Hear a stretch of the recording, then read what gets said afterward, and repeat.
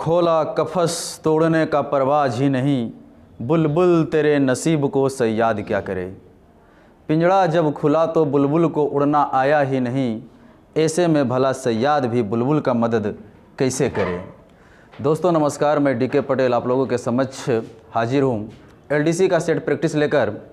मैं आपको एक सूचना देना चाहता हूँ कि इंग्लिश का ऑफलाइन बैच एसएससी के लिए, बैंकिंग के लिए, एयरफोर्स, नेवी या फिर अन्य अदर कॉम्पिटिटिव एग्ज़ाम के लिए जिसमें अंग्रेजी पूछी जाती है, उसका एक बैच आ रहा है 8 दिसंबर 2020 को मंगलवार के दिन टाइम 9 बजे।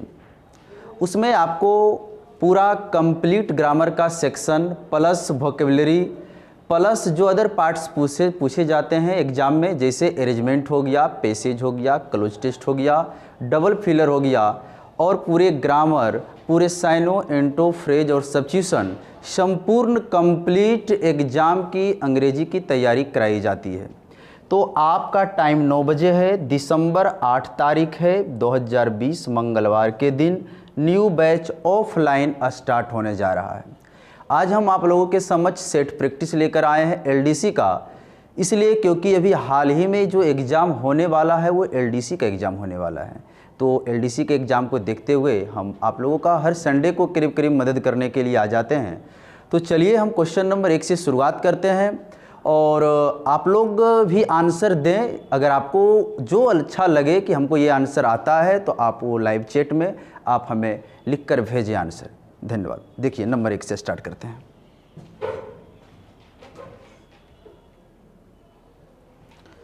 देखिए हमारे पास जो क्वेश्चन है कॉमन ईयर का क्वेश्चन है। पार्ट ए में, बी में, सी में, डी में किस में आपको लगता है ये सेंटेंस अगर सही है तो ऑप्शन नंबर डी को आप क्लिक कर लेंगे।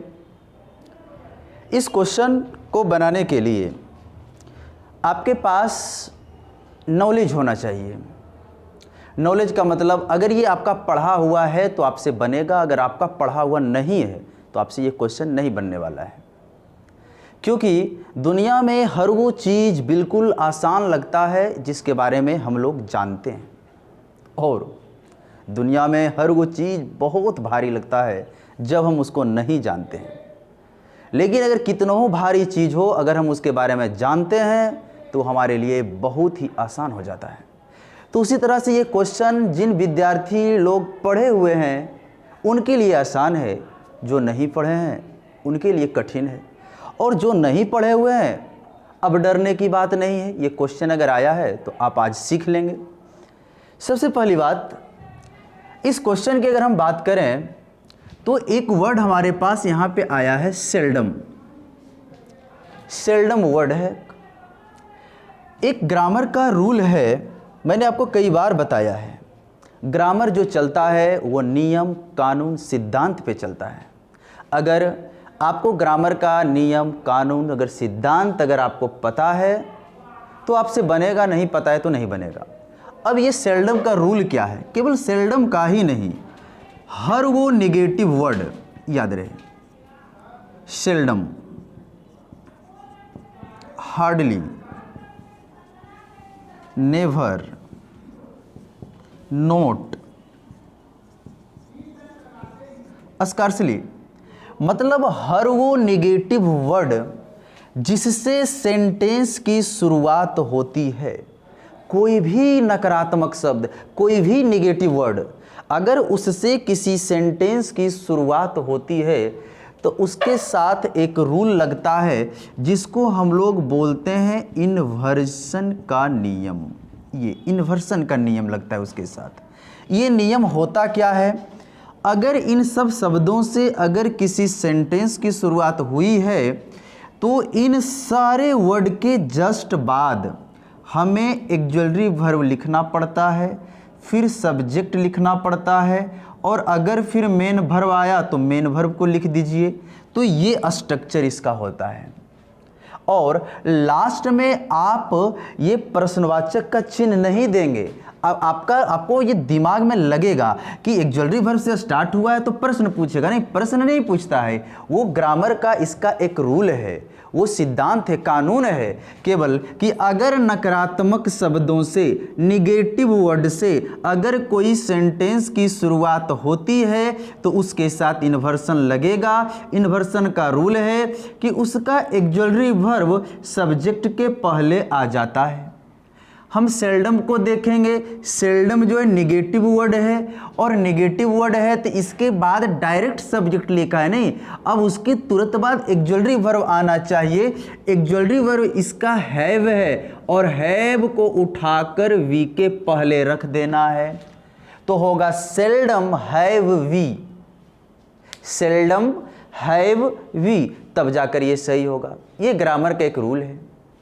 दूसरी बात, अब मीनिंग की क्या बात करें, अगर यही सेल्डम हैव के बाद चला जाता तो कोई दिक्कत नहीं हमें, लेकिन शुरुआत में तो हमें दिक्कत है। शुरू अगर हुआ है तो हमें इन्वर्सन लगाना होगा, लेकिन अगर ये शुरू नहीं रहकर हैव के बाद चला जाता तो हमको कोई दिक्कत नहीं था, इससे हमें कोई शिकवा शिकायत नहीं था। अब दूसरी बात समझने का प्रयास कीजिएगा। हम आपको एक उदाहरण से समझाना चाहते हैं, आप इसको देखें। हमने लिखा I have never seen this picture, कोई आपत्ति नहीं, मैंने यह फिल्म कभी नहीं देखा है, तो ये इसमें कोई दिक्कत नहीं। लेकिन अब इस नेवर को हम वाक्य के शुरू में लिखते हैं। हमने लिखा नेवर, अब नेवर जब लिख दिया तब एक्जुअलरी वर्ब पहले लिखना पड़ेगा, और अब हमें यहाँ पर लिखना पड़ेगा हैव, उसके बाद आई, और उसके बाद हमें सीन, उसके बाद दिस पिक्चर। अब समझिएगा, देखिए यहाँ नेवर से स्टार्ट हुआ, इन्वर्सन लगा, ये नेवर बीच में आया, इन्वर्सन नहीं लगा, लेकिन जो मतलब इस सेंटेंस का है वही मतलब इस सेंटेंस का भी है।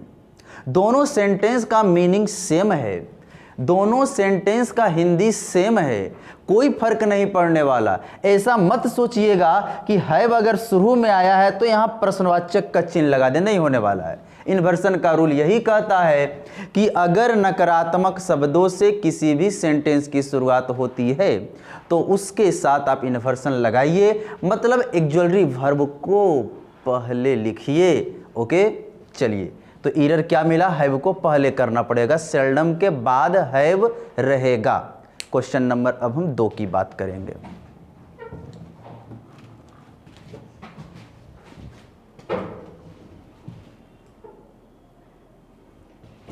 क्वेश्चन नंबर 2 आपके पास है, आप देखें इसको, क्या एरर है आप पता कीजिए और हमें आंसर भेजिए।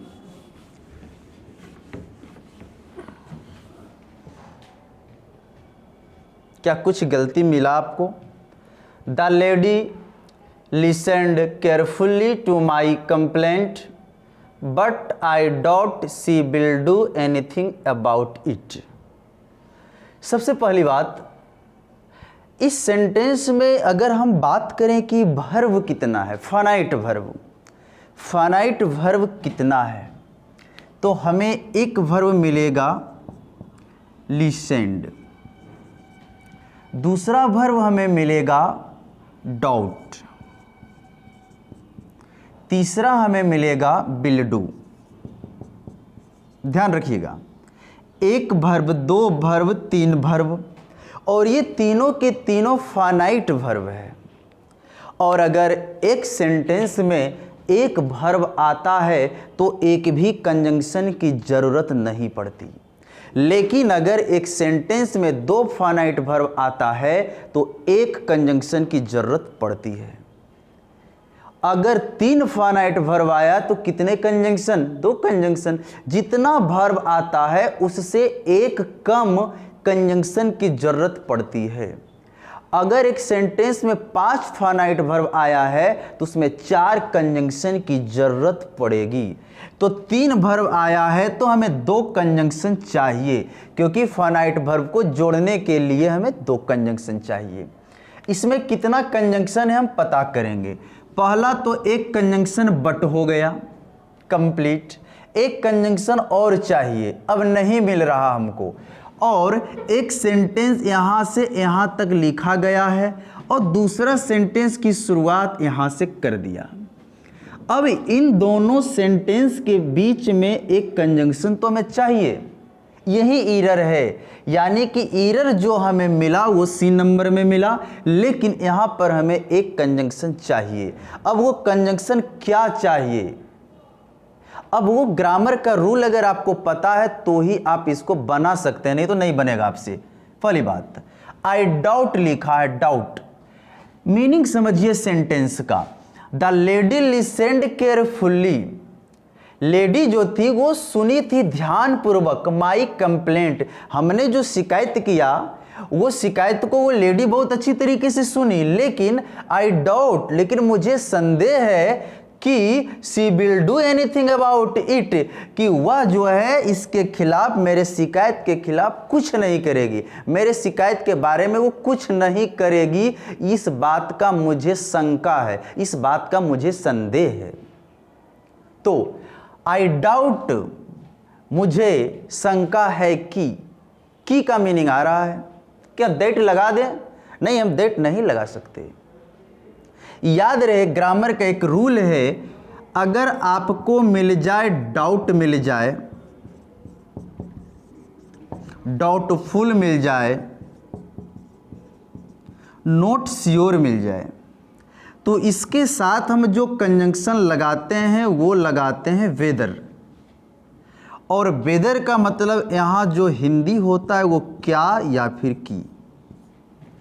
और अगर डाउट नहीं हो, अगर डाउट नहीं हो तो वहाँ पे हम लगाते हैं वेदर या इफ़, दोनों में से कोई लगा लेते हैं अगर डाउट नहीं हो तो। और इसका भी यहाँ मतलब क्या या की। और एक इफ़ अकेले यूज होता है जिसका हिंदी होता है अगर, वो कंडीशनल सेंटेंस में, अगर तुम आओगे तो मैं जाऊंगा, कंडीशनल वाला में, यदि वाला में इफ़ का प्रयोग एक करते हैं। लेकिन एक इफ़ का मतलब कंजंक्शन जो क्या और की बताता है। और डाउट, डाउटफुल, नॉट श्योर जब भी आ जाए तो आप वेदर लगाएंगे। तो यानी कि हमें यहाँ एक कंजंक्शन की ज़रूरत है और यहाँ पर जो कंजंक्शन लगेगा वो वेदर लगेगा। क्लियर है? चलिए, बहुत अच्छा से आपको समझ में आया होगा। अब हम क्वेश्चन नंबर 3 की बात करते हैं। देखिए 3 नंबर क्वेश्चन फिलर है आपके पास।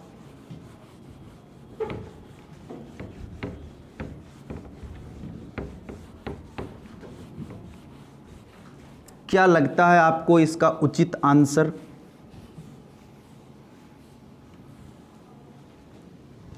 ऑप्शन एलोंग विथ लिखा हुआ है, जिसका मतलब आप जानते होंगे के साथ साथ। बाय मीन्स ऑफ का मतलब होता है के माध्यम से, के माध्यम से। स्टिकिंग का मतलब होता है चिपचिपा या लसदार। हम मीनिंग समझते हैं। डैश ए रेंच सी अनस्क्रूड, देखिएगा लिखा गया है एक वर्ड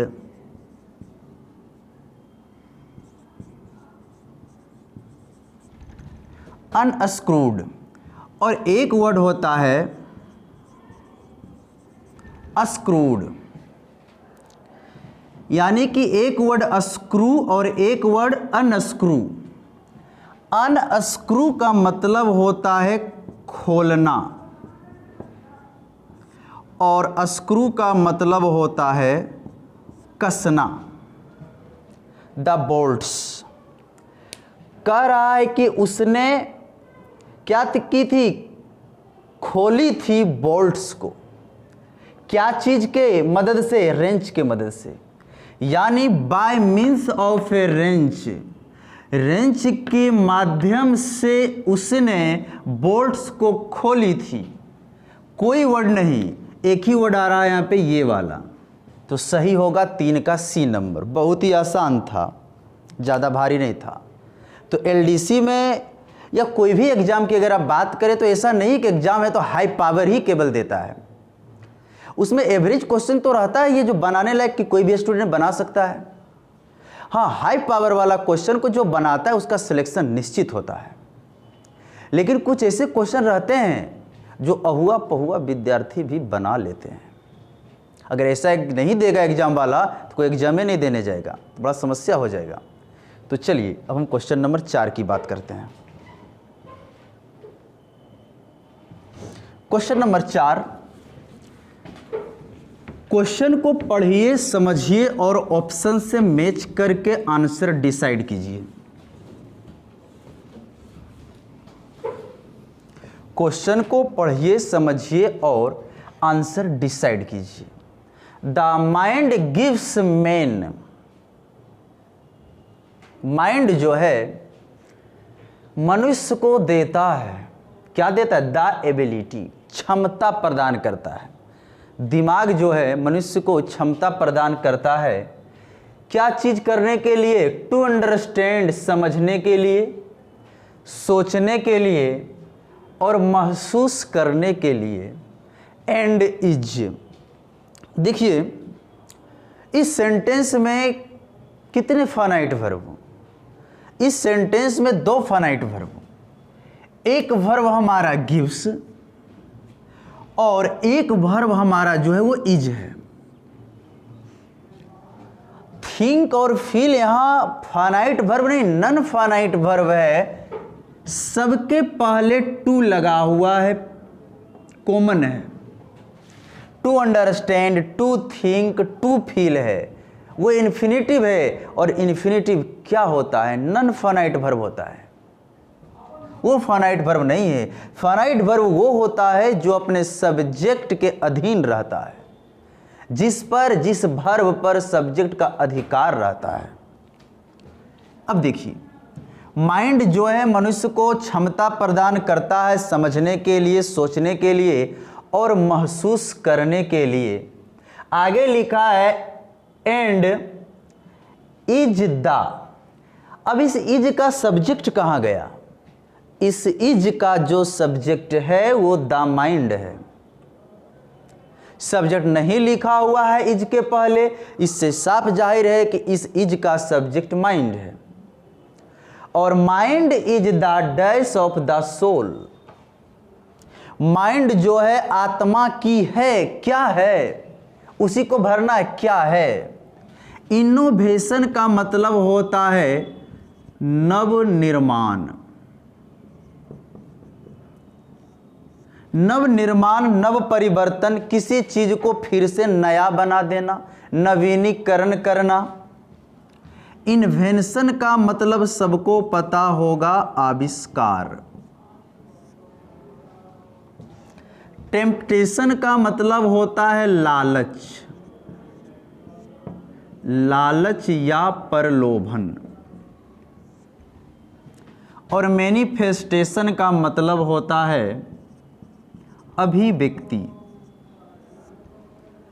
तो जो दिमाग है वो आत्मा की, यानी सोल का मतलब आत्मा, आत्मा की अभिव्यक्ति है। तो ऑप्शन नंबर 4 सही होगा। क्या इसमें कोई समस्या किसी को? नहीं हो सकती समस्या। क्वेश्चन बहुत ही आसान है। एलडीसी में ज़्यादा हार्ड नहीं पूछा जाता है। हार्ड पूछा था फर्स्ट बार, थोड़ा सा हार्ड, जब 25 क्वेश्चन का ऑनलाइन एग्जाम स्टार्ट किया गया था, तो यानी कि हर सब्जेक्ट का 25-25 यानी कि 100 नंबर वाला। उसके बाद वो आसान कर दिया, फिर अब वो हल्का हल्का पूछ रहा है। चलिए अब आगे फिर देखते हैं। क्वेश्चन नंबर 5, डायरेक्शन को पढ़िए, क्या कहता है इस क्वेश्चन को करने के लिए।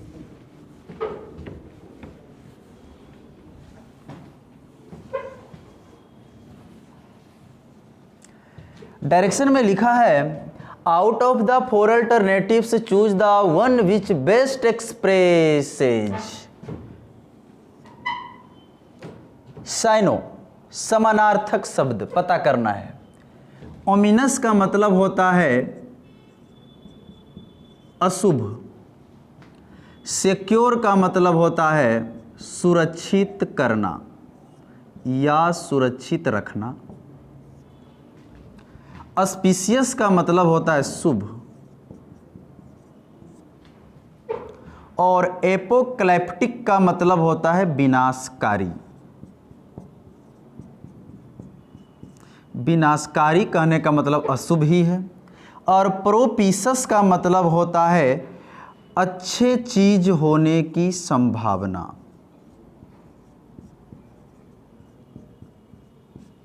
अच्छे चीज होने की संभावना। अच्छी चीज होने की संभावना मतलब किसी को सफल होने की संभावना। अब इसमें ऑप्शन पता करना है।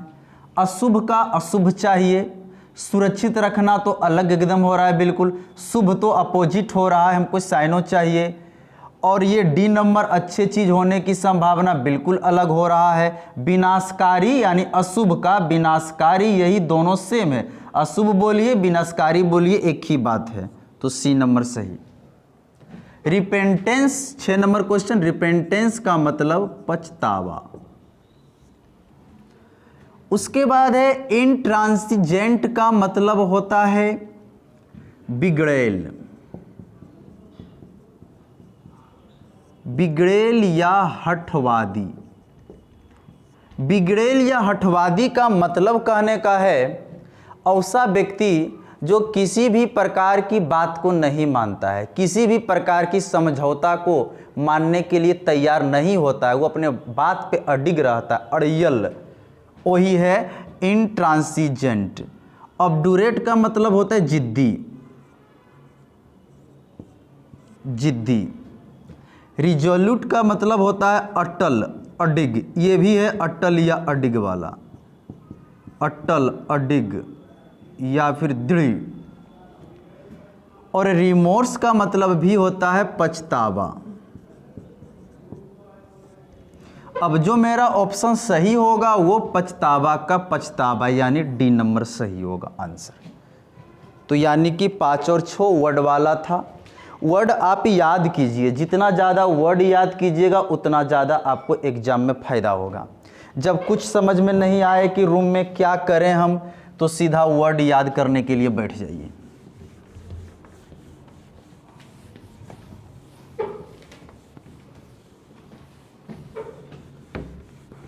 आगे देखिए क्या है, डायरेक्शन पढ़िए। डायरेक्शन पढ़िए क्या है। In the following questions, out of the 4 alternatives, choose the word which is opposite.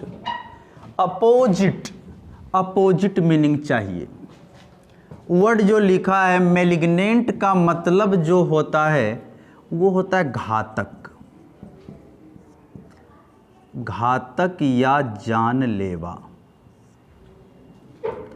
Mortar का मतलब भी होता है घातक या जानलेवा।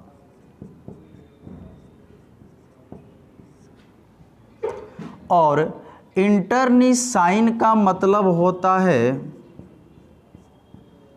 दोनों पक्षों को नुकसान पहुंचाने वाला।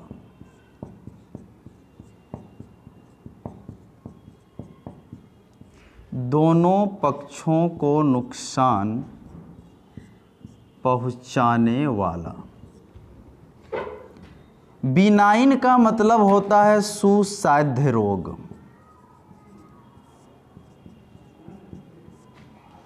और लीथल का मतलब होता है घातक या जानलेवा।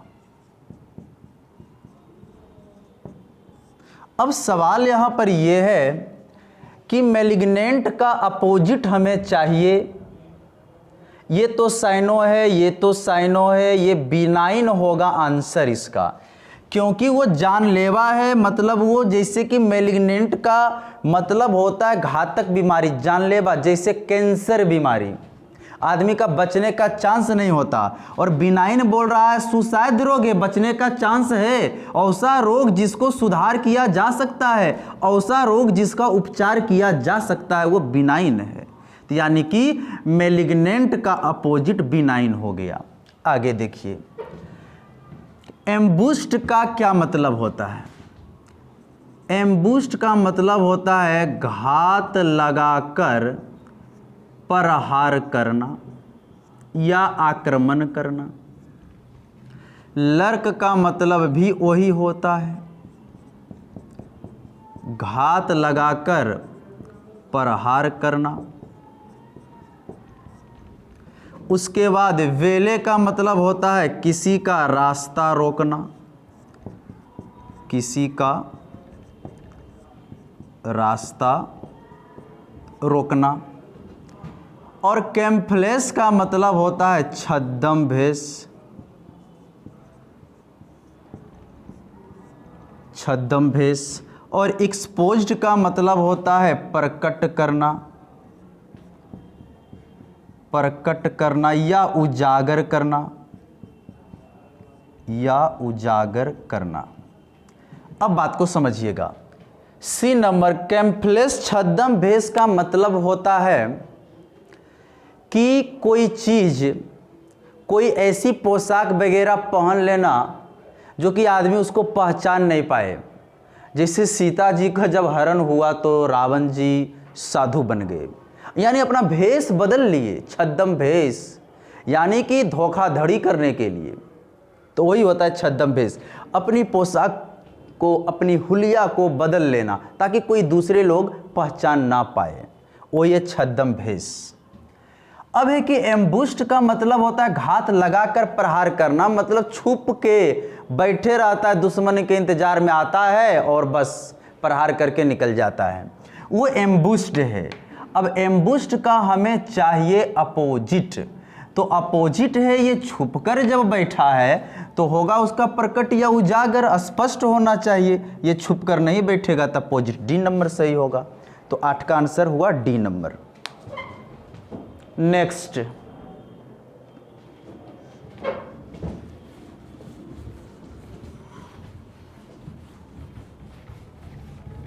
अरेंजमेंट अरेंज कीजिए। एकदम फास्ट आंसर कौन देता है वो देखना है अभी। एकदम फास्ट आंसर, अरेंजमेंट को अरेंज कीजिए आप लोग।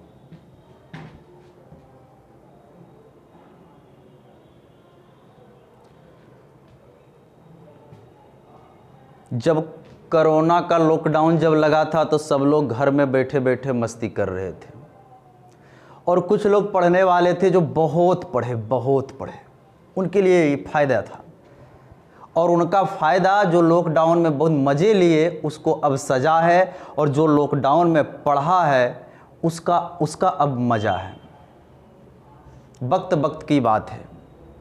भगत सिंह जेल में रहकर भी तकरीबन 300 किताबें पढ़े थे। भगत सिंह का एक ही बात कहना था कि जहाँ भी रहो पढ़ते रहो, कुछ करते रहो। अगर हम दौड़ नहीं सकते तो चल तो सकते हैं, और अगर चल नहीं सकते तो खिसक तो सकते हैं। और भगत सिंह का एक बात जो आज तक हमारे दिल और दिमाग में छाया हुआ है वो था, ये जितने जख्म है सीने पर, ये फूलों के गुच्छे हैं, हमें पागल ही रहने दो, हम पागल ही अच्छे हैं। ये भगत सिंह का डायलॉग था। और उन्होंने जेल में रहकर 300 किताबें पढ़े। उनका काम था कि अगर जहाँ भी है कुछ करते रहो, बैठने से कोई फ़ायदा नहीं है। लॉकडाउन लगा तो लोग छटपटा रहे हैं, मन नहीं लग रहा है। मन तो खूब लग रहा है काम करने वालों के लिए, जिसको काम नहीं मिलता उसी को मन नहीं लगता। नहीं तो प्रत्येक दिन हर व्यक्ति को पूरा मज़ा आता है अपने काम करने में। अगर एक गरीब किसान है, एक गरीब लोग है, वो अपने काम में रमा हुआ है, बहुत मज़ा आता है उसको, बहुत मज़ा आता है। बस अपने काम को सही तरीके से उसको करने का हुनर आना चाहिए। जब मन ही नहीं लगे, काम करने का मूड ही नहीं, तो फिर मन कहाँ लगेगा। चलिए इसको बनाने का प्रयास कीजिए। ही स्पेंट ए थर्ड बनाना है आपको। सबसे पहले बात तो यह है कि ए थर्ड अगर आया है तो हम ऑफ द टाइम से जोड़ सकते हैं, कोई दिक्कत नहीं। तो होगा ए थर्ड ऑफ द टाइम, मतलब 1/3 समय, और बाकी किसी में हम जोड़ ही नहीं सकते। यानी कि ही spent A third of the time, उसने स्पेंट कर दिया, उसने बिता दिया समय। कितना समय बिताया? 1/3।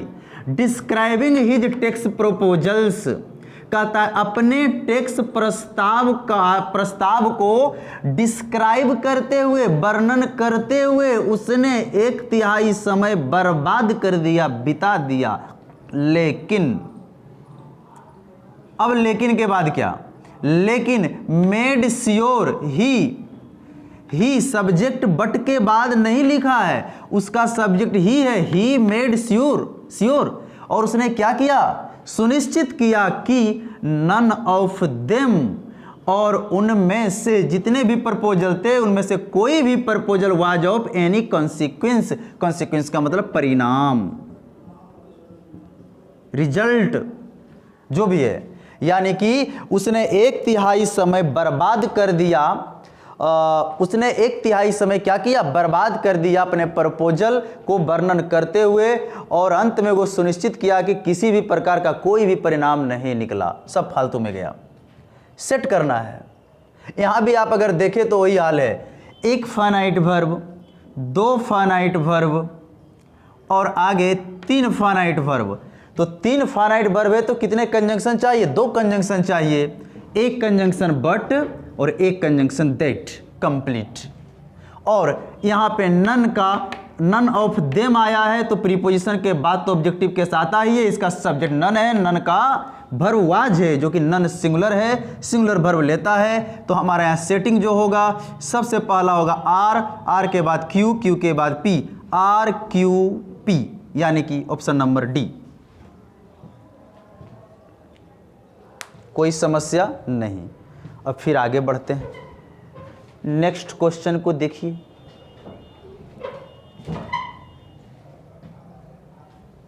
चलिए इसका आंसर आप लोग दीजिए जल्दी।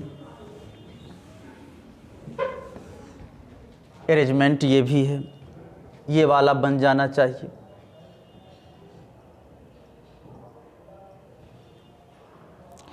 कुछ ऐसे क्वेश्चंस होते हैं कि एक ही तरीका से हर क्वेश्चन को नहीं बनाया जाता है, हमें खोजना पड़ता है कि और ज़्यादा सरल तरीका क्या हो सकता है जो बहुत जल्दी बन जाए हमसे, तो वही तो बेस्ट होगा। देखिए, it is a good sign. मैं आपसे एक बात कहना चाहता हूं कि सबसे पहले इसको एलिमिनेशन किया जाए, ऑप्शन को छाटा जाए कि कौन सा ऑप्शन हो ही नहीं सकता है, और उसी ऑप्शन को हम पहले हटाने का प्रयास करेंगे। हम पी नंबर अगर ऑप्शन को देखते हैं तो अंत में एक वर्ड आया डिस्पाइट, और डिस्पाइट एक प्रीपोजिशन है, याद रहे। डिस्पाइट कंजंक्शन नहीं, डिस्पाइट एक प्रीपोजिशन है जिसका हिंदी के बावजूद होता है, आप लोग जानते हैं। और क्या वो प्रीपोजिशन से सेंटेंस अंत करेगा? नहीं। तो पी नंबर लास्ट कहां है? यहां पी लास्ट कर दिया, यानी डिस्पाइट से लास्ट कर रहा है। प्रीपोजिशन के बाद एक नाउन तो चाहिए, यानी 1 नंबर ऑप्शन गलत, ये आंसर नहीं हो सकता। अब सवाल है कि अगर हम बात करें क्या क्यू से अंत कर सकता है, तो हम फाइनाइट वर्ब अगर देखें तो एक फाइनाइट वर्ब आया है, इसमें अगर देखें तो एक भी वर्ब नहीं है, इसमें अगर हम देखें तो एक भी वर्ब नहीं है, इसमें अगर देखें तो एक वर्ब है। दोस्तों समझिएगा कितने फाइनाइट वर्ब, एक इज और एक रिमेंस, 2 ही तो फाइनाइट वर्ब है, 2 ही फाइनाइट वर्ब है। कमिंग को देख रहे हैं आप लोग, वर्ब नहीं है, वो नॉन फाइनाइट है, वो तो नाउन है, वर्ब नहीं है। उसके पहले is am are was were लग जाता तो वर्ब हो जाता, लेकिन कमिंग अपने आप में वर्ब नहीं है। इस बात को आपको याद रखना होगा। कोई भी V4 अगर अकेले आ जाए वो वर्ब नहीं होता, कोई भी V3 अगर अकेले आ जाए तो वो वर्ब नहीं होता, वो नॉन फाइनाइट होता है, नॉन फाइनाइट का पैसिव वॉइस होता है। ये सब चीज़ें आपको याद रहनी चाहिए, क्योंकि एग्जाम आपका नज़दीक है, अब नहीं तो कब, अभी नहीं तो कभी नहीं। इश्क करने वाले आंखों की बात समझ लेते हैं, सपनों में मिल जाए तो मुलाकात समझ लेते हैं, रोते तो बादल भी है अपने बिछड़े प्यार के लिए, लेकिन यहाँ के जो लोग हैं उसे बरसात समझ लेते हैं। अपना अपना नज़रिया है सोचने का, समझने का। समझिएगा, क्या अगर मैं आपसे पूछूं कि क्या क्यू से अंत कर सकता है सेंटेंस, समझिएगा, आज अगर समझिएगा तो आगे आपको भविष्य में काम देगा, क्वेश्चन बनाने में मदद करेगा। क्या क्यू से सेंटेंस अंत कर सकता है? यहां पर बिकॉज नहीं कर सकता। बिकॉज क्या है? कंजंक्शन है क्या? अगर बिकॉज कंजंक्शन है तो कंजंक्शन हो जाएगा एक और बिकॉज दो, तो फाइनाइट वर्ब दो कैसे? कंजंक्शन अगर दो तो फाइनाइट वर्ब को तीन होना पड़ेगा और वर्ब है ही नहीं। दोस्तों बिकॉज कंजंक्शन नहीं, बिकॉज के साथ ऑफ रहेगा। और याद रहे आपको ये बात, बिकॉज जो है ये एक कंजंक्शन है और ये जो है बिकॉज ऑफ जो है ये एक प्रीपोजिशन है। याद रखिएगा, बिकॉज ऑफ एक प्रीपोजिशन है, बिकॉज कंजंक्शन है, तो यहाँ पर कंजंक्शन नहीं होना पड़ेगा बिकॉज को, क्योंकि फिनाइट वर्ब दो है, इसलिए बिकॉज के बाद ऑफ लगेगा तो क्यू के बाद आर पक्का होगा। तो क्यू आर इसमें था लेकिन कट गया, क्यू आर इसमें नहीं है, क्यू आर इसमें है और इसमें क्यू आर नहीं है, आर क्यू है। सही हुआ डी। देखिए हमने कुछ नहीं किया, हमने डिस्पाइट को अंत नहीं किया, अंत नहीं होगा तो कट गया पी। क्यू के बाद लास्ट में बिकॉज है, बिकॉज कंजंक्शन नहीं प्रीपोजिशन है, बिकॉज के साथ ऑफ रहेगा, यानी क्यू के बाद आर का आना पक्का है, इसलिए क्यू आर इस ऑप्शन में था, आंसर हुआ डी। कोई भारी नहीं था, बस आपको ये याद रखना होगा। चलिए नेक्स्ट क्वेश्चन की बात करते हैं। नेक्स्ट क्वेश्चन जो हमारा है इसका आंसर अगर आप नहीं देते हैं तो आपको ग्रामीण भाषा की बात करें तो ढकनी पानी में डूबकर मर जाना चाहिए, और अगर शहरी की बात करें तो चुल्लू भर पानी में डूबकर मर जाना चाहिए। तो चलिए इसका आंसर दीजिए। वॉइस है, अगर एक्टिव है तो पैसिव बनाइए, पैसिव है तो एक्टिव बनाइए, लेकिन हम देख रहे हैं कि वॉइस ये एक्टिव में दिया हुआ है, पैसिव बनाना है, वो पता हमें इससे चला डिस्ट्रॉयड से, यहाँ पर जो है V2 लिखा गया है, और जब जब V2 आ जाए तो इसका पैसिव वॉइस जो है वो बनता है वाज या where plus V3। Passive voice में V3 का आना एकदम जरूरी हो जाता है, बिना V3 के पैसिव वॉइस नहीं होगा। पैसिव है तो V3 है, पैसिव है तो V3 होना ही होना है। अब वाज वेयर प्लस V3 किस ऑप्शन में है? एक नंबर ऑप्शन की बात करेंगे तो हैड डिस्ट्रॉयड लिखा है, गलत। हैड डिस्ट्रॉयड कहां से आएगा? हमको वाज वेयर प्लस V3 चाहिए। बी नंबर भी गलत, हैब तैब क्या क्या ना जाने लिख दिया, आलतू फालतू चीज। सी नंबर की बात करें, ये कितना गधा वाला काम किया, डिस्ट्रक्टिव लिख दिया यहाँ पर, एडजेक्टिव की क्या जरूरत हमें यहाँ, हमें तो V3 चाहिए। और डी नंबर की बात करें तो एकदम सही है, वेयर भी है, डिस्ट्रॉयड भी है। वेयर जो आया है वो सब्जेक्ट हट्स के अनुसार आया है, हट्स प्लुरल था। विलेज के अनुसार इसलिए नहीं आया क्योंकि हर प्रीपोजिशन के बाद आने वाला शब्द वो ऑब्जेक्टिव केस होता है और वो इस प्रीपोजिशन का ऑब्जेक्ट होता है। याद रहे, किसी भी प्रीपोजिशन के बाद कोई शब्द अगर आता है तो वो ऑब्जेक्ट होता है उस प्रीपोजिशन का। बस समस्या यही होता है कि नाउन जब आता है तो सेम रह जाता है, कोई बदलाव नहीं होता है, तो आदमी को लगता है सेम है। लेकिन अगर प्रोनाउन आता है तो प्रोनाउन का ऑब्जेक्टिव केस आता है। जैसे अगर मैं बात करूं तो वन ऑफ दे नहीं, वन ऑफ देम होगा, क्योंकि ऑफ के बाद आ रहा है, ऑफ के बाद ऑब्जेक्टिव केस, तो दे नहीं देम। चलिए जो हो, हमारा आंसर तो डी सही हो गया। 11 का आंसर कितना हो गया जी? डी नंबर हो गया। चलिए अब हम 12 नंबर क्वेश्चन की बात करते हैं, उसमें क्या है देखते हैं। क्या मज़ा तो आ ही रहा होगा, मज़ा कैसे नहीं आएगा, बस पढ़ने के प्रति ललक होनी चाहिए। आइए देखते हैं। नेक्स्ट क्वेश्चन आपका आंसर आना चाहिए। ये भी बहुत आसान क्वेश्चन है, आपसे बन जाएगा। देखिए क्वेश्चन जो ये है नरेशन का है, डायरेक्ट स्पीच में लिखा हुआ है, इनडायरेक्ट बनाना है। ही सेड है, आई बाउट है। बाउट से पता चला है कि V2 है। क्या है? V2 है। ये V2 है। V2 का मतलब पास्ट इंडिफिनिट है, और अगर पास्ट इंडिफिनिट हो तो उसको हम लोग इनडायरेक्ट करते समय पास्ट इंडिफिनिट टेंस को बदलते हैं। लेकिन कब कब बदलते हैं? शर्त है, अगर RV रिपोर्टिंग वर्ब अगर पास्ट में रहे तो RS यानी कि रिपोर्टेड स्पीच का 3 चीज बदलता है, टाइम, टेंस और पर्सन। टाइम, टेंस और पर्सन। हाँ, हमने क्या बोला? अगर आपका RV पास्ट में हो तो उधर जो है RS का 3 चीज टाइम, टेंस और पर्सन बदलता है। लेकिन अगर ये प्रेजेंट में रहे या फ्यूचर में रहे तो इधर कोई परिवर्तन नहीं, केवल पर्सन बदला जाता है। अगर ये प्रेजेंट में रहे या फ्यूचर में रहे तो इधर कोई परिवर्तन नहीं, केवल पर्सन बदला जाता है। तो ये पास्ट में सैड है, सेज नहीं है, सैड है, पास्ट में है, तो इधर तीनों चीज का परिवर्तन होगा। तो तीनों चीज का परिवर्तन तो होगा, लेकिन हम कुछ नहीं देखेंगे। एग्जाम में जल्दी बनाना है तो पहले टारगेट करेंगे V2 को, कि अगर पास्ट इंडिफिनिट है तो ये जो पास्ट इंडिफिनिट बदलता है वो बदलता है पास्ट परफेक्ट में। वो किस में बदलेगा? पास्ट परफेक्ट में। V2 बदलेगा हैड प्लस V3 में। हैड प्लस V3 किस में है?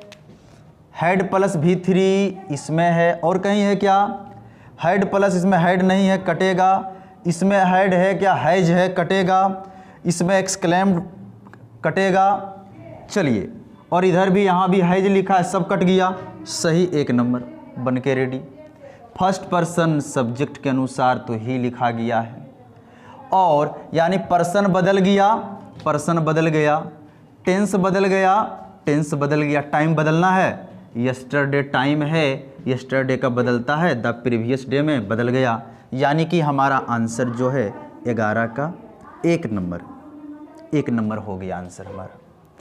चलिए आगे क्वेश्चन की बात करते हैं। नेक्स्ट क्वेश्चन आ गया हमारे पास।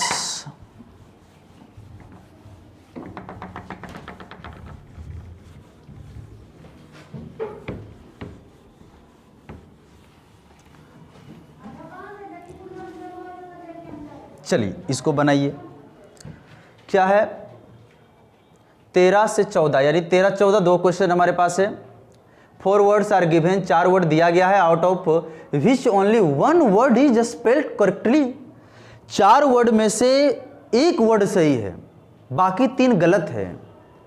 जो करेक्ट है उसी में टिक लगाना है। 13 नंबर सही है, फ्लॉन्डर, FLOUNDER, यानी कि B नंबर सही होगा, जिसका मतलब होता है लड़खड़ाना या मुश्किल से चल पाना, या मुश्किल से चल पाना। वेलेडिक्शन 4 नंबर सही है, जिसका मतलब होता है विदाई भाषण, जिसका मतलब होता है विदाई भाषण। तो वर्ड याद है तो टाइम नहीं लगेगा बनाने में, लेकिन वर्ड अगर आपका जाना पहचाना नहीं है तो आपको बहुत समस्या होगा। इसलिए मैं विद्यार्थी से बार बार एक ही अपील करता हूँ कि जब घर में बैठे कोई काम ना हो तो वर्ड ही याद करे। वर्ड बहुत इम्पोर्टेंट है आपके एग्जाम के लिए। वर्ड के बिना अंग्रेजी की इमारत को खड़ा नहीं किया जा सकता है। नेक्स्ट क्वेश्चन देखिए। नेक्स्ट क्वेश्चन क्या है, इसको देखना है। इडियम फ्रेज है, इडियम फ्रेज, मुहावरा। मुहावरा बड़ा मज़ेदार चीज़ है। कोई भी बात को घुमा कर बोल दीजिए, वो मुहावरा बन जाता है, वो मुहावरा बन जाता है। कोई भी बात को घुमा कर बोल दीजिए। हमको तो बड़ा मज़ा आता है मुहावरा बोलने में, और आप लोग डेली बोलते हैं। लोग कहते हैं कि आज रोहित शर्मा कुछ खेल खेला है, मतलब कुछ खेल नहीं खेला है। कहने का मतलब कुछ खेल खेला है का मतलब बहुत है बढ़िया खेल खेला है। और उसमें भावनात्मक पंक्ति जोड़ा जाए, देखा जाए, जैसे आज रोहित शर्मा ने गर्दा उड़ा के मारा है, तो क्या जमीन से गर्दा को उड़ाया होगा और बैट से मारा होगा? नहीं, गर्दा उड़ाकर मारा है, विद्यार्थी रट रहा है। गर्दा उड़ाकर मारा है का मतलब बहुत अच्छा मारा है, खूब रन बनाया है। तो यही मुहावरा है। मुहावरा हम लोग डेली बोलते रहते हैं, बात को घुमा फिरा कर ही मुहावरा है। ए बेड पेच का क्या मतलब? ए बेड पेच का मतलब होता है बुरा समय। क्या होता है दोस्तों? बुरा समय। एक नंबर में जो ये पोथोल्ड लिखा है, इसका मतलब होता है गड्ढा। गड्ढा, ए पोथोल्ड रोड मतलब गड्ढा युक्त सड़क, गड्ढा वाली सड़क, ऐसी सड़क जिसपे गड्ढा गुड्ढी बहुत ज्यादा हो। ए मेडिकल बैंडेज, मेडिकल में जो पट्टी उट्टी बांधा जाता है, चिकित्सक पट्टी, वो हुआ। ए पीरियड ऑफ डिफिकल्टी, यानी पीरियड मतलब टाइम, समय, और डिफिकल्टी का मतलब समस्या। तो यानी कि वो समस्या यानी कि बुरा समय, इसी से रिलेटेड, यानी सी नंबर सही होगा आंसर। सोडी रिपेयर वर्क, सोडी का मतलब होता है खराब माल या खराब वस्तु। रिपेयर वर्क, कोई भी काम अगर आप करते हैं, मरम्मत करते हैं, तो वो खराब चीज़ों से, खराब मटेरियल से, खराब वस्तु से अगर उसको रिपेयर कर दिया जाता है तो उसको सोडी बोला जाता है। सोडी रिपेयर वर्क मतलब कि खराब माल से किसी चीज़ को रिपेयर करना, कोई काम करना। यानी सही कितना हो गया? बुरा समय। आपको ये याद रखना होगा, ए बेड पेच, आज के बाद आपको भूलना नहीं है। ए बेड पेच का मतलब बुरा समय, याद रखना होगा। चलिए क्वेश्चन नेक्स्ट।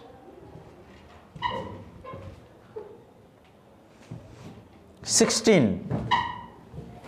फ्रेज ही है, क्योंकि डायरेक्शन में भी आया था। 15 और 16 दोनों फ्रेज है। ये फ्रेज है। ए डाइम ए डजन, नाम बहुत सुने होंगे। हाँ, इस बात से आप बिल्कुल नहीं घबराए कि एग्जाम में रिपीटेशन नहीं होता। फ्रेज का रिपीटेशन होता है, फ्रेज को रिपीट किया जाता है, उसमें कोई समस्या नहीं है, रिपीट होता है। ए डाइम ए डजन का मतलब जो होता है वो होता है एकदम साधारण, एकदम साधारण, एकदम आम इंसान, आम आदमी, आम चीजें, कुछ भी हो, एकदम साधारण होता है। एक नंबर ऑप्शन को पढ़ना है हमको। ए वेरी एक्सपेंसिव प्रोपोजिशन, कहता है एक महंगा प्रस्ताव। एक्सपेंसिव का मतलब क्या होता है बच्चों? महंगा। प्रोपोजिशन का क्या मतलब होता है? प्रस्ताव। एक महंगा प्रस्ताव, ये नहीं हुआ, हमें एकदम साधारण वाला चाहिए। 2 नंबर ऑप्शन, यानी कि ये आंसर नहीं।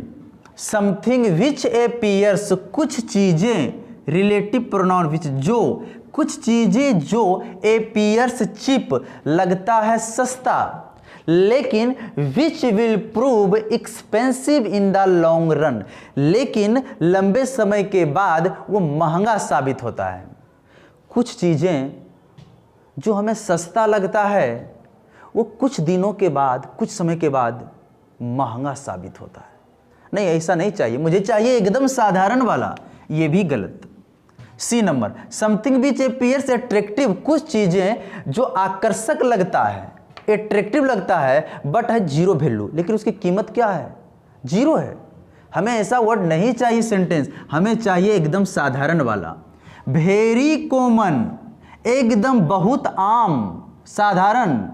And of no particular value, particular का मतलब खास, कोई खास वैल्यू नहीं, कोई खास क्वालिटी नहीं, कोई खास गुणवत्ता नहीं उसके अंदर, एकदम आम है, पार्टिकुलर नहीं है, साधारण है, साधारण, असाधारण नहीं है।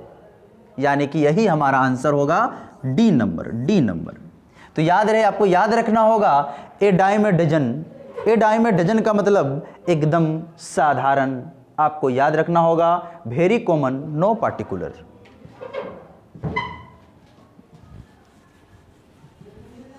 Next question 17।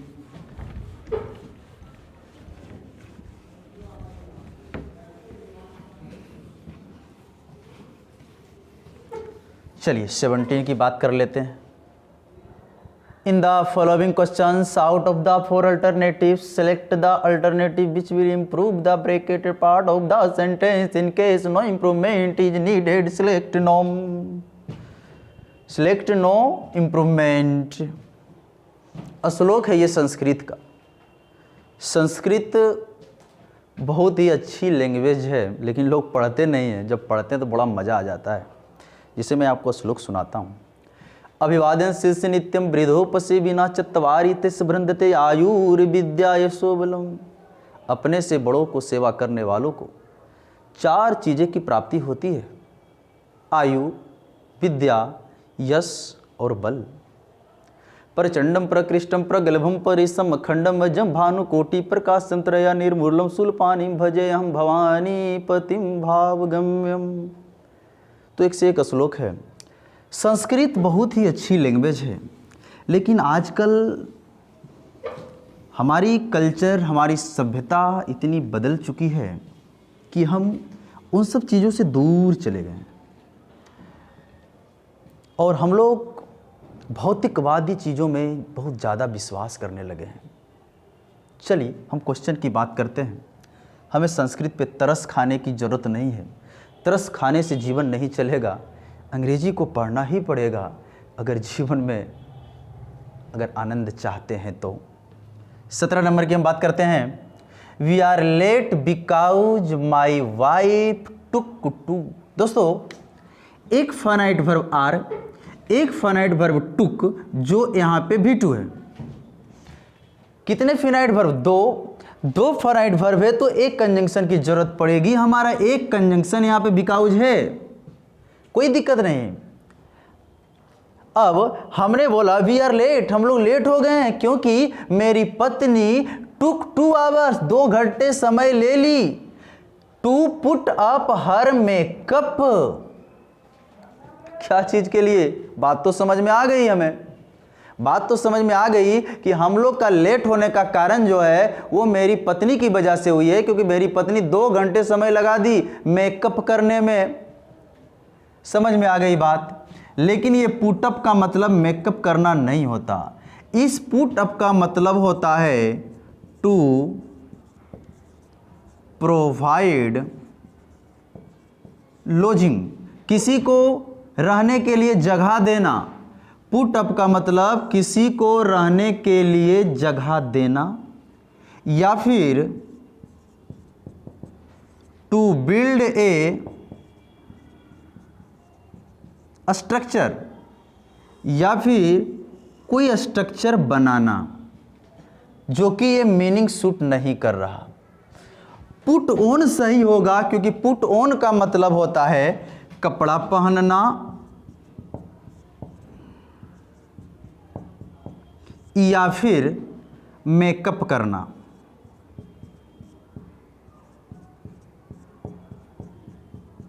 मेकअप करना। पुट ओवर का मतलब होता है सफल होना। और ऐसे अगर पुट की बात करें तो वो होता है रखना। तो दोस्तों, हम लोग लेट हो गए हैं क्योंकि मेरी पत्नी ने 2 घंटे समय लगा दी है मेकअप करने में।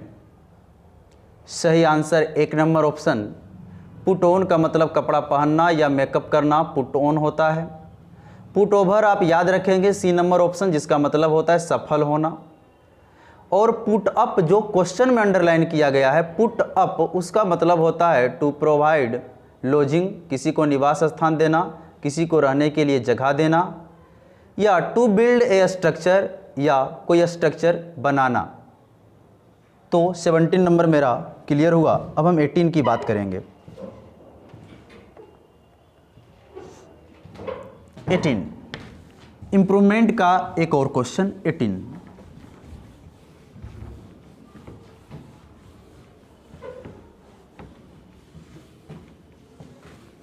चलिए, क्या लगता है आपको, क्या आंसर होना चाहिए? ABCD आपके पास ऑप्शन है, धड़ाधड़ भेजिए आंसर। देखिए, गलती तो है, गलती तो है। एक ग्रामर का सिद्धांत, एक रूल, एक कानून समझिएगा। अगर दो सेंटेंस हो और एक सेंटेंस अगर पास्ट में, तो दूसरा भी पास्ट में होता है। अगर दैट कंजंक्शन की बात करें तो वाज, और दैट के पहले की बात करें तो इंसिस्ट, जो ऐसे भी गलती है। विक्रम के अनुसार इंसिस्ट कैसे, अगर होता भी तो इंसिस्ट, और इंसिस्ट एस लगता भी तो प्रेजेंट इंडेफिनिट होता, हमको पास्ट चाहिए, इंसिस्टेड, इंसिस्टेड चाहिए। अब सवाल है कि ऑप्शन में ऑन क्यों लगाया? क्योंकि एग्जाम वाला जानता है, एग्जाम वाला जानता है कि बच्चा ऑन पढ़ के आया है इंसिस्ट के साथ। क्योंकि ये पता होना चाहिए आपको कि इंसिस्ट के साथ जो प्रीपोजिशन है वो ऑन लगता है, और जिसका मतलब होता है जोड़ देना, किसी चीज पर जोड़ देना,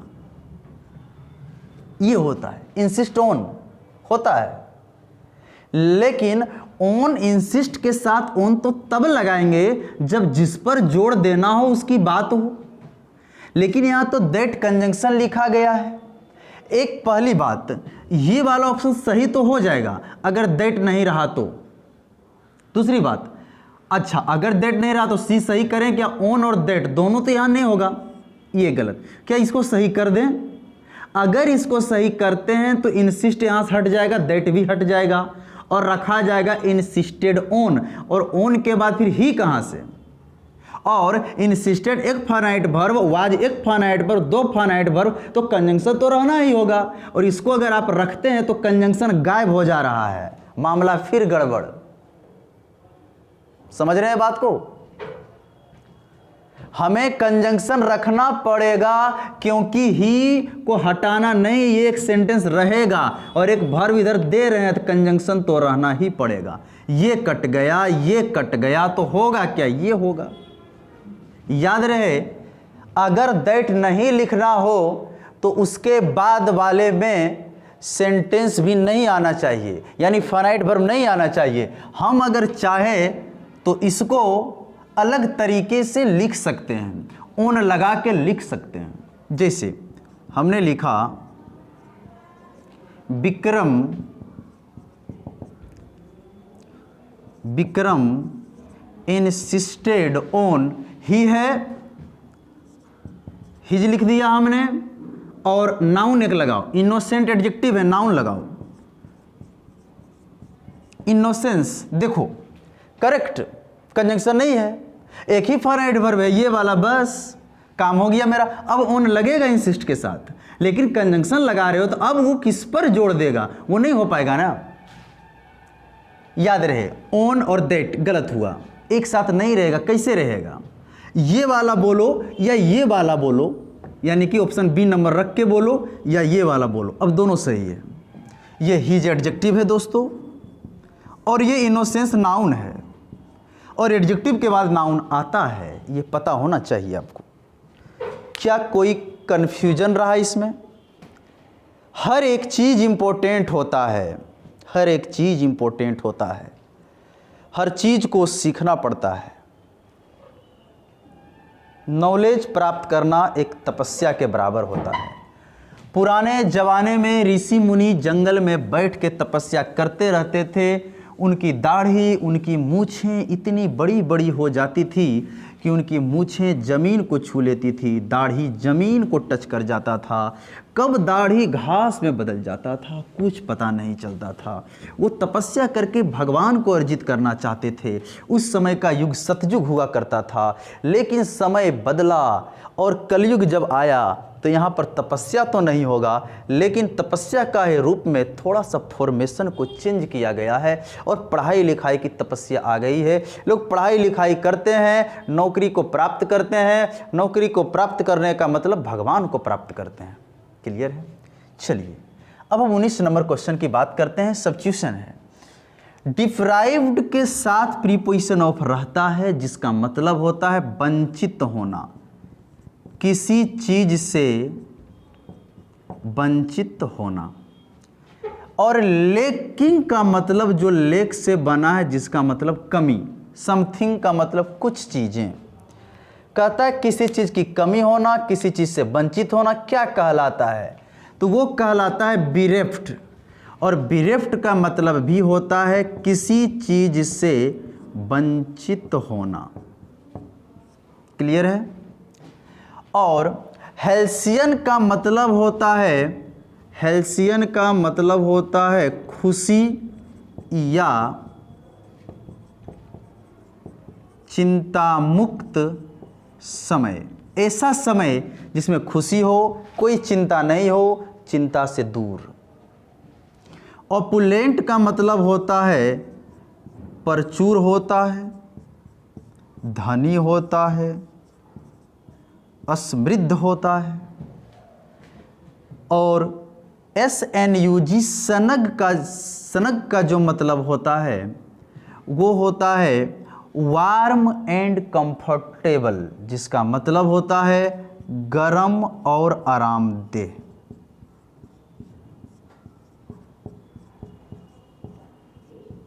गरम और आरामदेह। देखिए, तो अगर वर्ड याद है तो आपसे ये क्वेश्चन आसानी से बन जाएगा।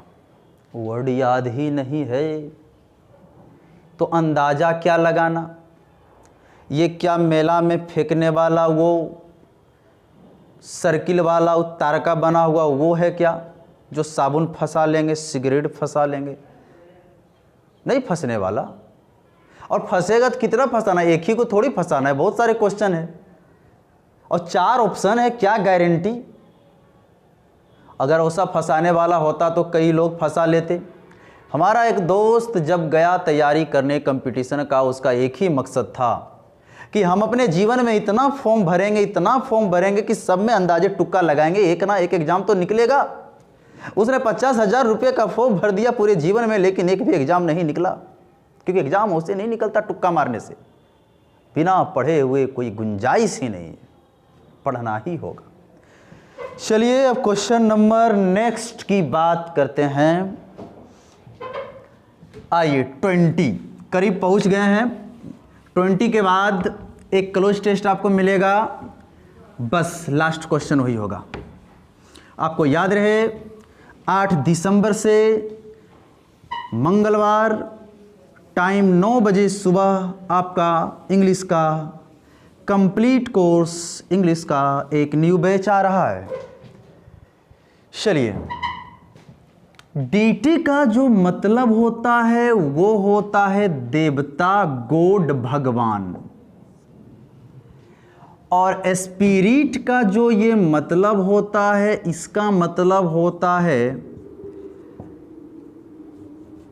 मतलब हाँ आत्मा या भूत हम बोल सकते हैं,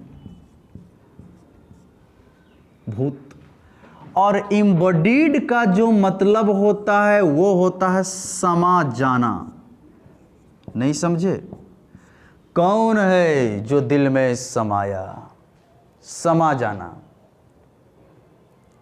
ह्यूमन का मतलब मानव। कहता है कोई देवता, कोई प्रेत, कोई भूत, कोई आत्मा इम्बॉडीड समा जाता है इन ह्यूमन, मानव में।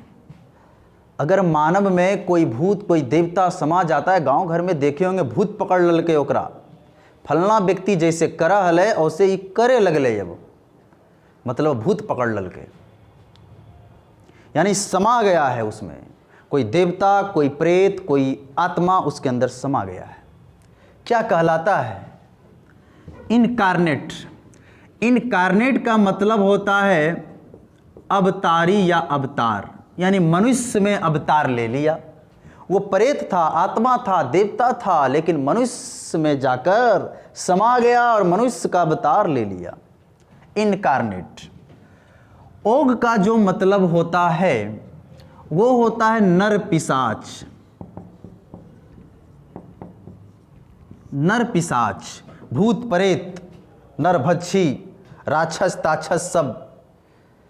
स्पिरिट का अभी अभी हमने बोला आत्मा, या फिर हम बोलेंगे भूत। और इंप का जो मतलब होता है, इंप, याद कीजिए, इंप मतलब दादी नानी जो बचपन में छोटी छोटी कहानियाँ सुनाया करती थी और जिसमें बताया करती थी कि छोटा मोटा क्या है, भूत है, छोटा मोटा क्या है, कोई नटखट बालक है, वही तो इंप है। बचपन में दादी नानी ने जो कहानियाँ सुनाई, इंप वाला, छोटा छोटा भूत वाला, हमने तो एक कहानी सुना था बड़ा ही मज़ेदार, डेढ़ बितनमा वाला। एक डेढ़ बितना था, डेढ़े बिता का था। वो जाता था गाय बैल भैंस जहाँ चरता था वहाँ देखने के लिए जाता था। बहुत सारे लोग गाय भैंस बैल बकरी चरा रहा है। डेढ़ बितनमा जब पहुँचा, डेढ़ बितनमा को जब कोई व्यक्ति देख लेता था, बोलाता था कि भूत है भाग, सब भाग जाता था। ये डेढ़ बितनमा बड़ा तेज था, एक लाठी लेके सब गाय बैल को हाँकते हाँकते घर ले आता था, सबको बेचता था, पैसा कमाता था। इसी तरह से बहुत पैसा कमाया इसने। उसके बाद एक चोर चोरी करके आया, सोना जेवरात चांदी सब बांट रहा था आपस में। ये वहाँ पहुँच जाता है, जब चोर देखा कि भूत है तो वो सोना चांदी छोड़कर भाग जाता है। डेढ़ बितनमा सब सोना चांदी को धीरे धीरे घर में ढो लेता है और पैसा वाला बन जाता है। एक दिन वो अपने मामा के घर पहुँचता है। उसके मामा जी कहते हैं तुम इतना अमीर कैसे हो गया? ये बोला कि कुछ नहीं, हमारे पिताजी जो थे हमको गोड़ हाथ बांध के नदी में फेंक दिए थे, तो नदी में एक बक्सा से टकराए थे। अब बक्सा से जब टकराए तो हमने बक्सा को खोला तो उसमें बहुत सारे सोना चांदी था और हमने इतना अमीर बन गया।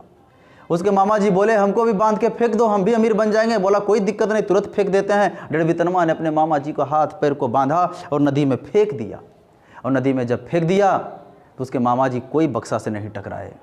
वो टकराए तो ऊपर सीधे गए, वो पत्थर से टकराए, वो नदी के धारा से टकराए, वो ना जाने क्या क्या चीज़ों से टकराए। तो लोभ नहीं करना चाहिए। इस कहानी से यही शिक्षा मिलता है। चलिए क्लोज टेस्ट है, 5 क्वेश्चन है, 5 आपको सही करना है, तुरंत 2 मिनट में हो जाएगा। चलिए इसको देखते हैं। Everyone is busy in making their life in the world.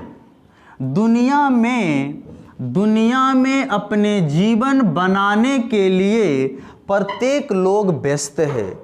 सभी लोग व्यस्त हैं दुनिया में अपने जीवन को बेहतर बनाने के लिए। आफ्टर वर्किंग होल डे, पूरे दिन काम करने के बाद, there are so many things, बहुत सारी चीज़ें हैं। कहता है कि प्रत्येक लोग दुनिया में जो हैं अपने जीवन को बनाने के लिए व्यस्त हैं और पूरे दिन काम करने के बाद वो ये क्या करते हैं, बहुत सारे चीज़ों का क्या करते हैं, एक्सपीरियंस्ड का मतलब होता है अनुभव, और डिसऑर्डर्ड का मतलब होता है अव्यवस्थित। उसके बाद कल्चर्ड का मतलब होता है सुसंस्कृत, और हैम्पर्ड का मतलब होता है बाधा। तो क्या कहता है, पूरे दिन काम करने के बाद वे लोग जो है बहुत सारे चीज़ों का क्या करते हैं, अनुभव करते हैं, सुसंस्कृत करते हैं, अव्यवस्थित करते हैं, बाधा करते हैं, नहीं, अनुभव करते हैं। पूरे दिन भर काम करने के बाद बहुत सारे चीज़ों का क्या करते हैं, अनुभव करते हैं। और दैट गिव्स अस, और वो अनुभव उनको बताता है, उनको प्रदान करता है क्या, डैश एंड इरिटेशन, व्याकुलता, चिड़चिड़ाहट, और क्या, नेगेटिव वर्ड ही तो चाहिए, एक एंड से जोड़ा जा रहा है तो नेगेटिव वर्ड ही चाहिए। अब नेगेटिव वर्ड में क्या चाहिए हमको, रिवार्ड का मतलब क्या होता है दोस्तों, इनाम होता है। प्रॉब्लम्स का मतलब क्या होता है, समस्या होता है। स्ट्रेंथ का क्या मतलब होता है, बल या ताकत होता है। और रिकॉग्निशन का क्या मतलब होता है, पहचान होता है। तो अब सवाल है, इरिटेशन दिया हुआ है, इरिटेशन दिया हुआ है दोस्तों, चिड़चिड़ाहट दिया हुआ है, समस्या दिया हुआ है, यानी कि प्रॉब्लम्स यहाँ पे हो जाएगा। यानी कि सीधी सी बात है, समझिएगा, there are so many things. दिन भर काम करने के बाद बहुत सारे चीज़ों का अनुभव करते हैं और वो अनुभव हम लोगों को प्रदान करता है इरिटेशन और प्रॉब्लम।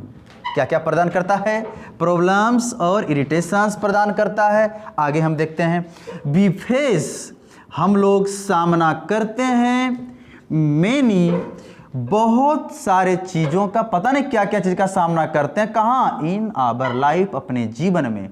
हम अपने जीवन में बहुत सारे चीज़ों का क्या करते हैं, सामना करते हैं। वो कैसा चीज़ होता है, क्योस का मतलब होता है घोर ओ व्यवस्था, घोर ओ व्यवस्था। रिचुअल्स का मतलब होता है धार्मिक अनुष्ठान। कंपटीशन का मतलब होता है जिसकी तैयारी आप लोग करते हैं, प्रतियोगिता। उसके बाद हर्डल्स का मतलब होता है बाधा।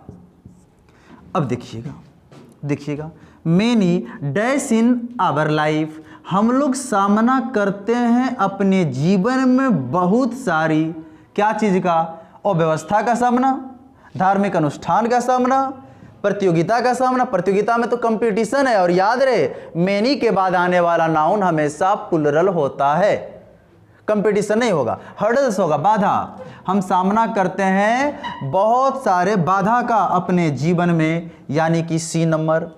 अब फिर आगे समझने का प्रयास कीजिएगा, बहुत ज़्यादा इम्पोर्टेंट है। देखिएगा, लिखा है those who are heavy set with material, ऐसे लोग जिनके पास heavy set with material, material का मतलब भौतिक चीज़ें, भौतिक चीज़ें का मतलब होता है फ्रिज है, कूलर है, रेफ्रिजरेटर है, कार है, बहुत बड़ा बंगला है, बिल्डिंग है, ये फ़ोन है, ये सारी चीज़ें भौतिकवाद की चीज़ें हैं। कोई अनुभव वाली बातें नहीं, सोच वाली बातों की बात नहीं हो रही है, भौतिकवादी चीज़ों की बात हो रही है।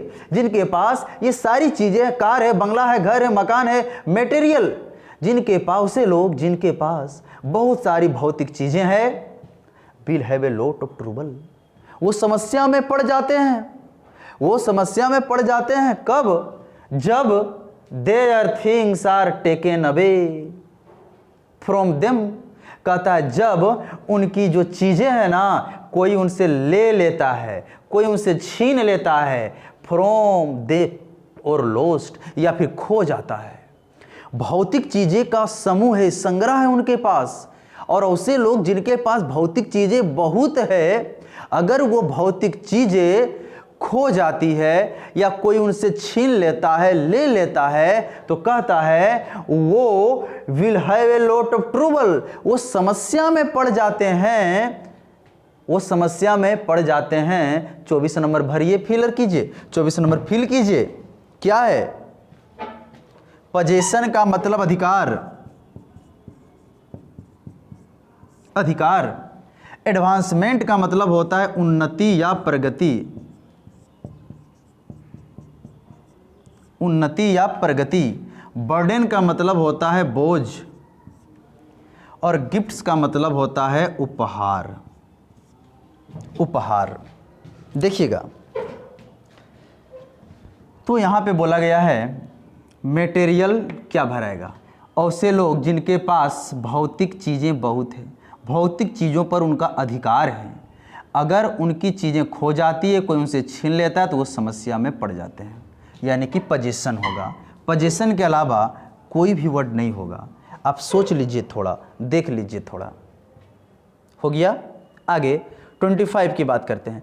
लेकिन कहता है डैश इज लाइफ, और कहता है यही जीवन की सच्चाई है।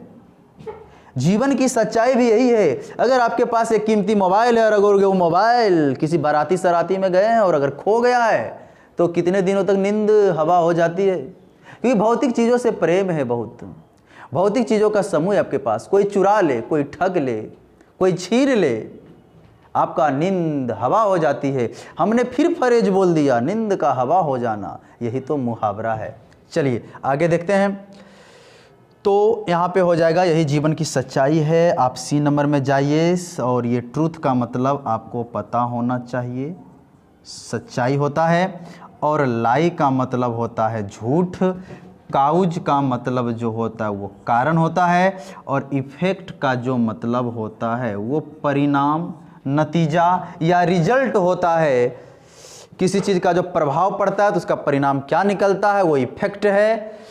अब आपके सामने एक 26 नंबर का एक क्वेश्चन आएगा, और वो क्वेश्चन आप लोग लाइव चैट में नहीं आंसर देंगे, उसका आंसर आप लोग कमेंट बॉक्स में देंगे। जब लाइव चैट खत्म हो जाएगा तो कमेंट बॉक्स में उसका आंसर देंगे।